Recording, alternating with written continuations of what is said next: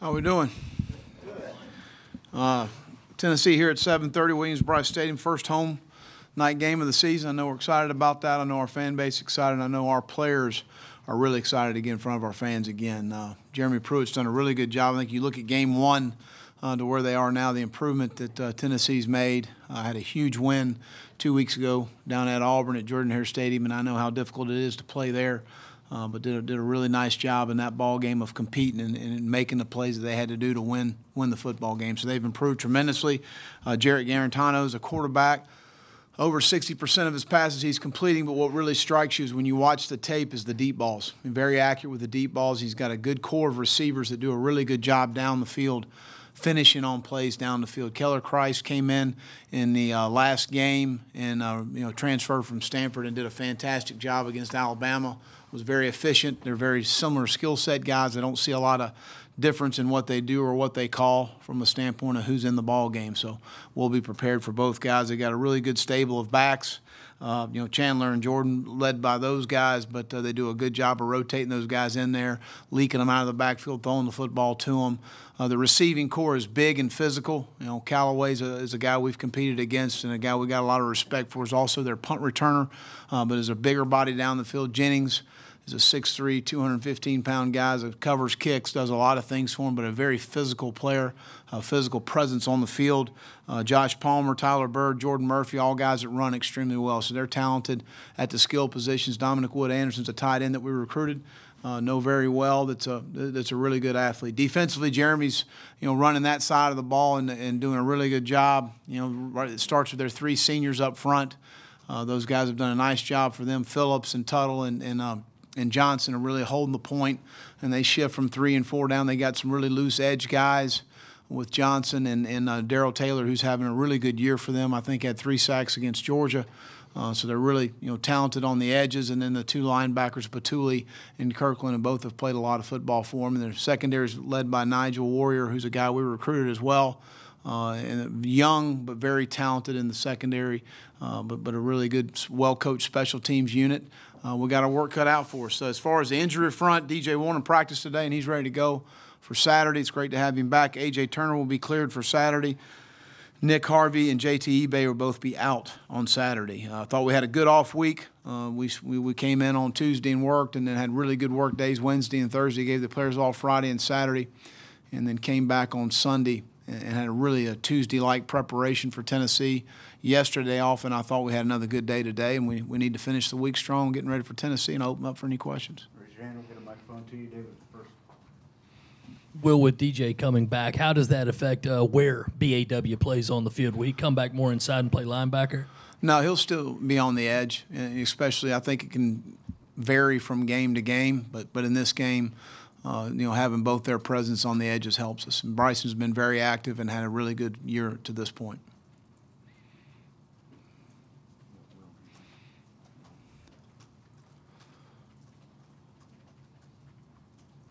Is there something that DJ, and specifically with him being out, what was missing from this defense, and what do you think that he can bring as far as just not only that, but also just an infusion, making sure that the turnover battle can once again be in your favor?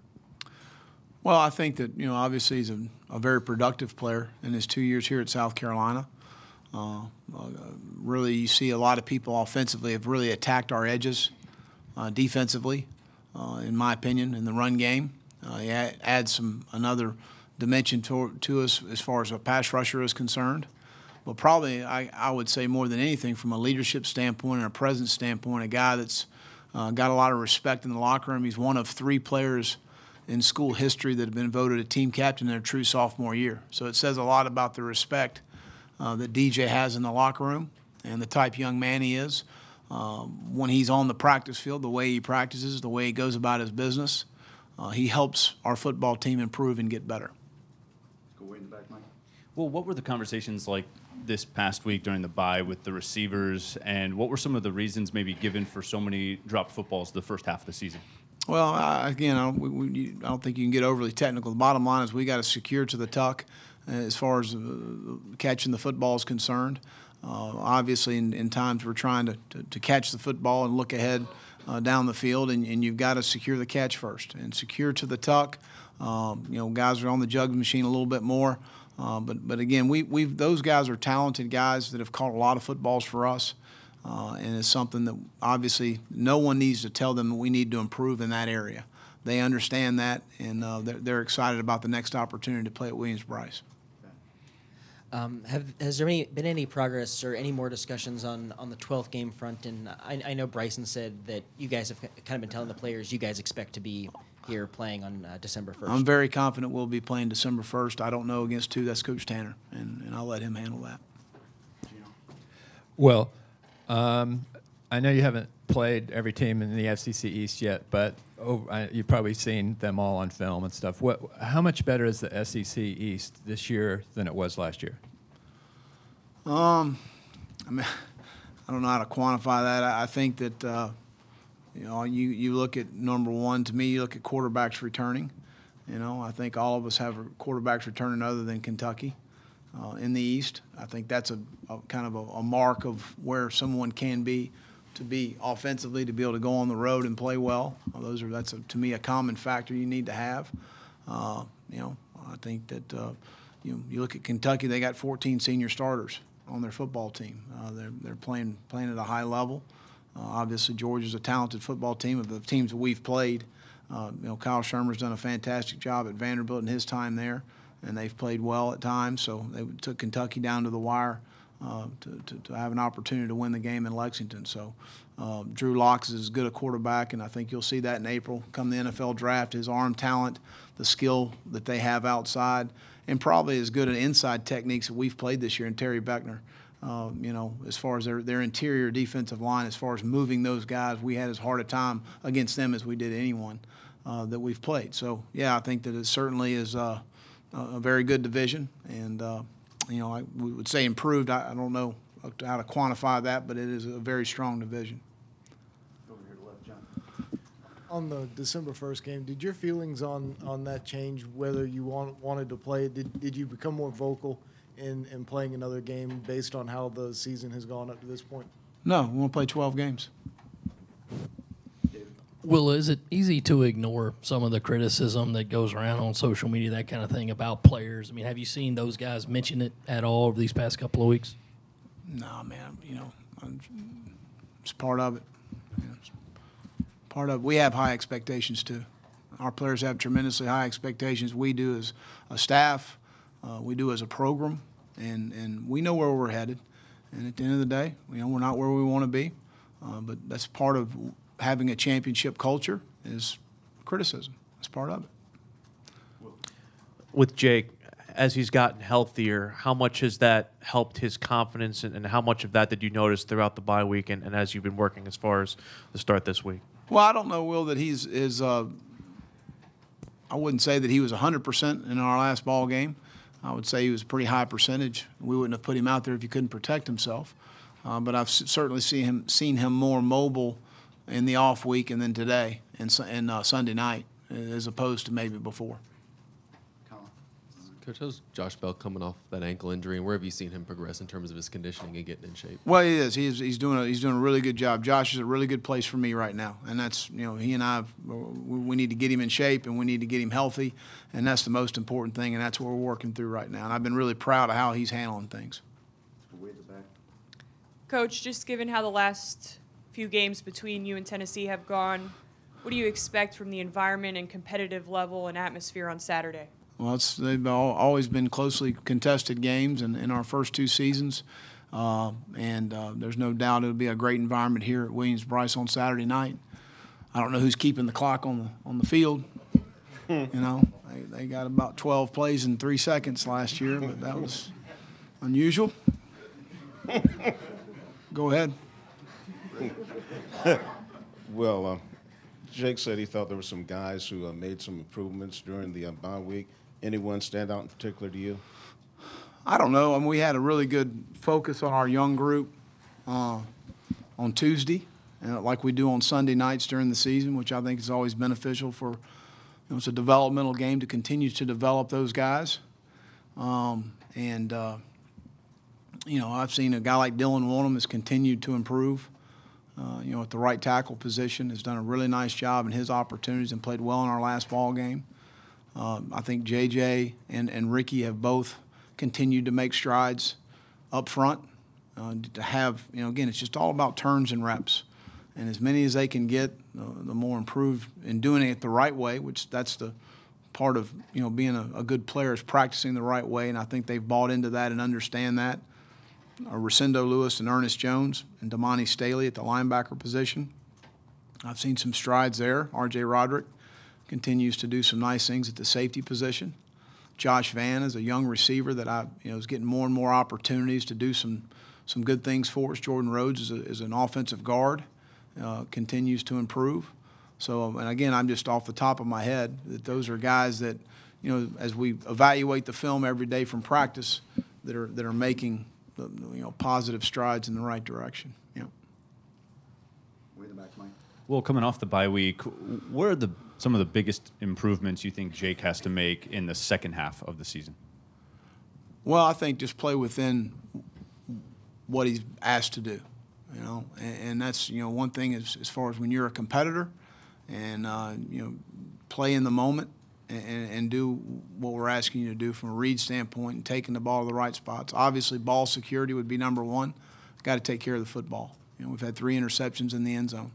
That's something we can't afford to have happen. You look at the point swing that we've had, turnovers in our red zone or in the opponent's red zone is about a 52-point swing on our football team this year. That's very difficult to overcome. So, taking care of the football is number one, and then just playing within what we're trying to do. And again, the guy's a competitor. He competes his butt off, and that's why he's got the respect of this team and this staff. Stay way in the back, Joe. Coach, what's your what's your biggest concern, I guess, for your defense going into this game, as far as things you guys been trying to correct during the bye week and everything? What's something you guys are stressing during practice this week? Well, their receiving core is, they're a very talented group, very big group. When you're talking, Jennings and Callaway, both are, 6'3" plus, bigger receivers that do a really good job down the field of catching the football. Garantano's done a nice job of throwing the vertical ball down the field. Chris did a nice job when he was in the game against Alabama. So that matchup, obviously, I think we've made some improvements in the run game. We've got to continue to. We've been very inconsistent as far as that's concerned. So those would be the biggest issues going in the game. Gino. Well, how do you personally measure overall progress in your football program? I think from a standpoint of, player improvement, unit improvement, when you look from week to week, month to month, within the season, day to day progress, obviously you're measured by your record. You are what your record is at the end of the day. We're 3-3 right now. But from my eyes, I see a lot of, improvement from week 1 to where we are at this point. After the A&M game, you mentioned how Sherrod and TJ played better. Is that as well as they've played all season? I think that was their best game. Yeah, very productive, very active, tackled well, leveraged the ball well, didn't misfit some runs and some things. I thought they had a great week of practice. I told both of them on Friday as we were going through the walkthrough, both of you guys had your best week of preparation, in my opinion, this year, and it both carried over to game day. I don't think that's a coincidence. I think that's the way it's supposed to happen. Is that all it takes to continue that moving forward, is just preparing that way? Well, we can't talk about it. We got to be about it. And I think that both of them had good days on Sunday. I think TJ's, has had a hip flexor, has had some different bang-up issues, and we took care of him in the open week. He's probably as fresh as he's been since the beginning of the season. So Sherrod's done a nice job. So we need both of those guys to continue to play well. With eBay and Harvey out, who are you looking to make a step forward in the secondary? Well, Jam and Steven and RJ are the 3 safeties. Javon Charleston, is the 4th safety as far as those things are concerned, and Jalen Dickerson would be the 5th. Mm-hmm. What's made the offensive line play so well this year? What kind of traits have they improved on year over year? Well, I think Eric does a really good job of developing at that position. I think that's first of all. I think that those guys have bought into the work ethic and how we practice. And I think from an experience standpoint, John, to be honest with you, take Zach's played a lot of snaps for us. Donnell's played a lot of snaps for us. Dennis Daly's in his second year with us, but has played a lot of football for us. Blake Camper, Cedarius Hutcherson, Dylan Wanham's a young player that continues to develop. Jordan Rhodes is a young player that continues to develop. Chandler Farrell's done a nice job when he's been called upon to get in there. Malik Young has been a guy that's been injured, obviously, all the way through spring and came in and had a really good camp. And when he's had his opportunities, he's played well. So I think there's been some good quality depth. We have more competition, and I think experience has been a part of that. Have you diagnosed any themes recently in slow starts, and how do you plan to address that? You know, we talk about things as far as getting out of the gate quick in a game if we can, and I think that we've had some. You know, I thought we played extremely well in Nashville starting the game. I think on sides of the ball we've played well in parts, but not overall. So that's something we continue to talk about within the organization and what we need to do to get out of the gates quicker. You know, we talk about the coin toss more than you could even imagine as far as what is our best matchup, who do we put out there, and there's a lot goes into that. Now, when we lose the toss, I can't control that. Some of our fans don't understand that. But that's something that is discussed at length, and, you know, certainly is always important to get out, especially when you're 3-3 to a good start. Last week you mentioned, on a different subject, last week you mentioned making some changes with the way you call plays or what you call to make sure you get into the run game more. What have you decided to do moving forward? Well, I think it's, you know, the RPOs have been very productive for us. But I think it's a little misleading sometimes for Brian when you get into a game and you're calling a run, and obviously it's tagged with an RPO, and they give you a loaded box, or the flow of a linebacker, or a safety spins down to give you a bad number in the box, you're throwing the RPO because numbers tell you to do that. Well, I think that it gets in your mind a little as the game flow is going along. You've called the run. In your mind, you've called the run, but we're throwing an RPO. So those are things to me that we talked about in the off week is playing a run to a run. You know, if we're going to run it, let's run the ball. But we're not going to get away from the RPOs because they have been very productive. It creates one-on-ones with some of our best players. You've mentioned Dylan Wanham a couple times today. Is he a guy that you think perhaps by year's end could maybe work his way into the starting lineup, or do you more foresee him in that kind of rotational role that he's been in thus far? Well, he's a guy that certainly, you know, based on how he practices, could develop to that role.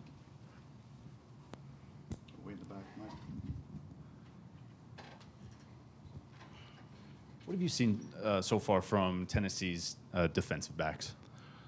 Well, I think that, you know, they're active. Nigel's the guy that jumps out at me. Is a very active safety, is in man coverage, does a really nice job. They're young at the corner position, but talented.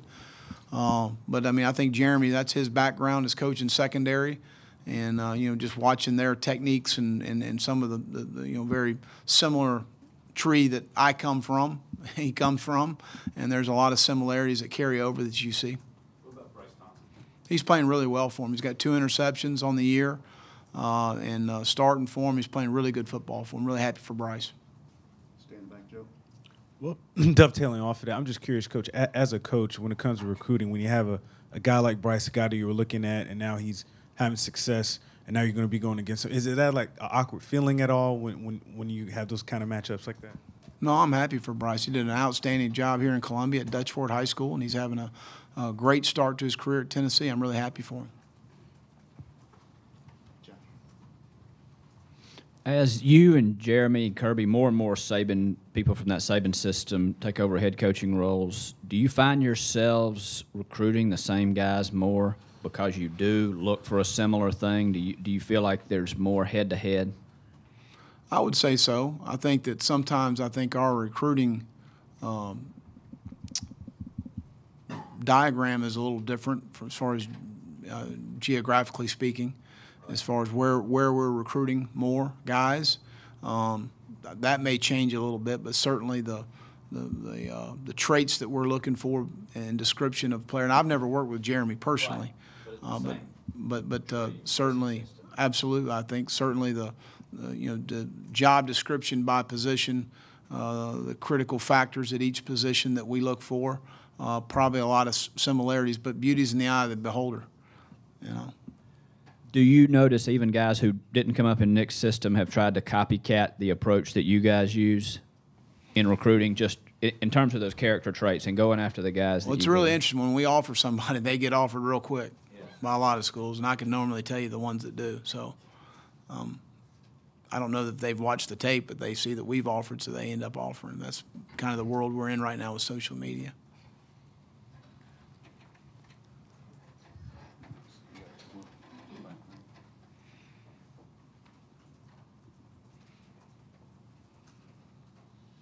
I know that when it comes to motivating guys, it's not hard to do, but how do you change the motivation when you sit at 3-3 and, you know, maybe the division's out of reach, but you still have plenty left to accomplish, such as bowls and things of that nature? We haven't had any discussions as far as that. We've had great practices. There's been not one moment that I've wondered about the motivation of this football team. It really hasn't been, Will, to be honest with you. I've had a great off week. You're always concerned in an off week. You know, where's the focus? We don't have a game at the end of the week. You know, what is the motivation? We put pretty strict, you know, guidelines on what we needed to do to improve our football team, and they embraced that and took that and ran with it. You're always concerned when you give them 48 hours off, and you know, they come back there on Sunday, and we had an outstanding practice Sunday night, which was a very physical Tuesday-like practice. They had yesterday off, and I thought we had a good morning today. So. You know, there's a lot out there. You're playing for the University of South Carolina. You got an opportunity to play in front of 80,000 people on Saturday night. What else do you need to get motivated about? Anything else for Coach? All right. Have a great day.